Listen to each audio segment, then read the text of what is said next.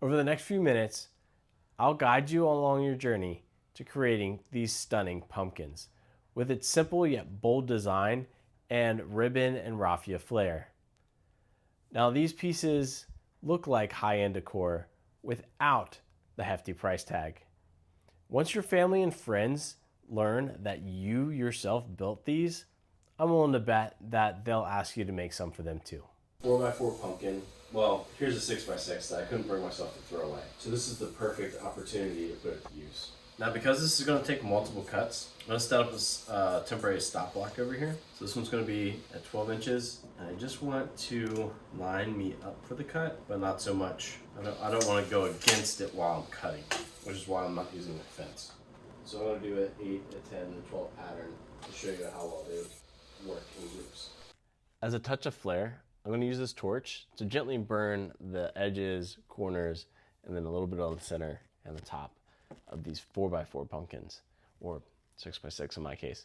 Once everything is cut and burned, a light sanding is in order to prevent splinters and enhance the workmanship quality. Sanding will leave a lot of dust on the surface of literally everything in your shop, including your workpiece. Since the pumpkins are so large, I'll be cutting the dowels at 3 inches and countersinking the hole a 1/4 inch on the top. Now, these holes don't need to be centered or even at a 90-degree angle.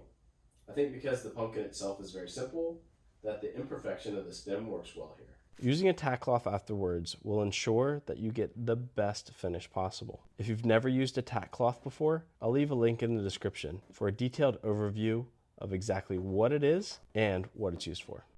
The end grain on the board will soak up more paint and stain than the edge and face grain, which in turn makes the whole project look, well, off and blotchy and gross and unprofessional. Now you can properly seal this, and there's a couple of different ways to go about that. Now the second way is by brushing on some pre-stain conditioner. This conditioner will prevent the stain or paint from penetrating too deeply into the wood, giving you that consistent finish that every woodworker is striving for. It's important to note just how much pre-stain you're putting on your workpiece. If you put on too much, it'll take longer to dry, and it's just a waste of product. You do want to wipe off the excess in about 5 minutes. The best results possible, and that's the LVLP spray gun, which stands for low volume, low pressure. So there's a slight learning curve to this. There's more equipment that you need to have, but if you are serious about putting out finished products, especially if you're going to try to sell them, this is the way to go. So here I'm placing a piece of wood on the table where all of these projects are going to be sitting on top of. That way I can spray up underneath, and then it also does not dry to the table.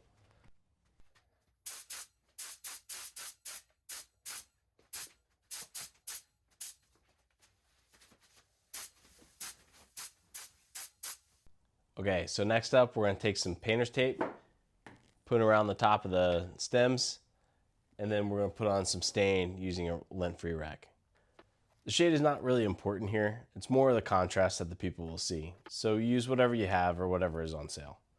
I prefer to use gel-based stains generally, but I'm trying to use up my water-based stuff on smaller projects where stain consistency doesn't matter as much.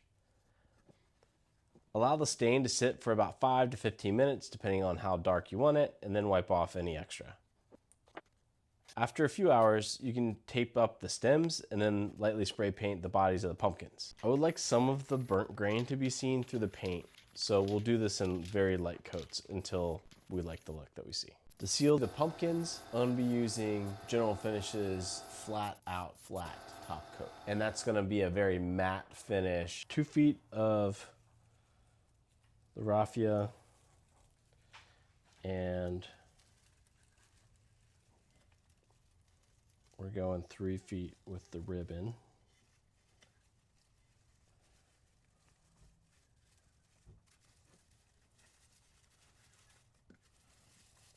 Nice big bow.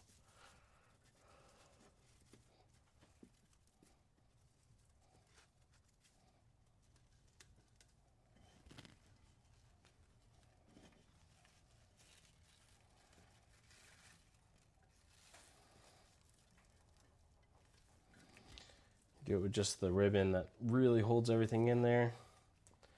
And now you can work on making your pretty bow. You want to get everything as flat as possible. Try to get the ribbons, the bow ears, whatever you want to call them, to match, sort of. It's not the end of the world if they don't.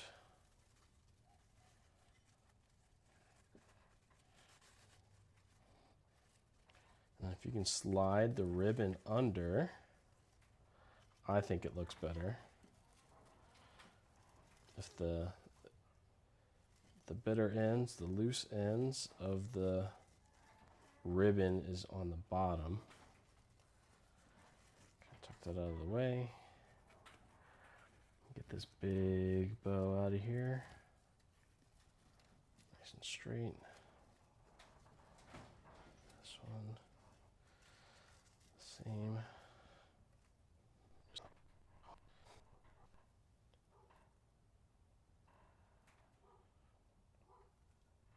It just looks nicer if you fold the very end over, and it make sure you don't get poked.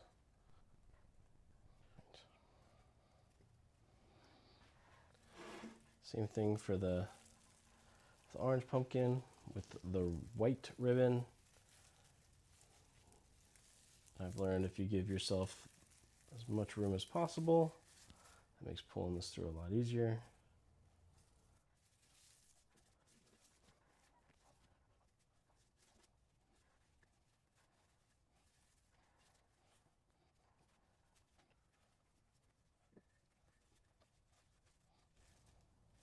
Try to do this one with a smaller bow.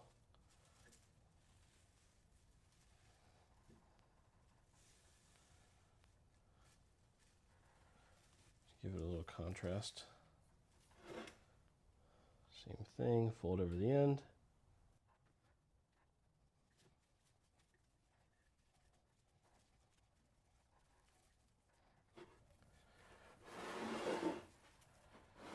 There you go. Nice group. Are you looking for some more DIY Halloween projects? Well, I have 3 more, and I'll walk you through those steps right here.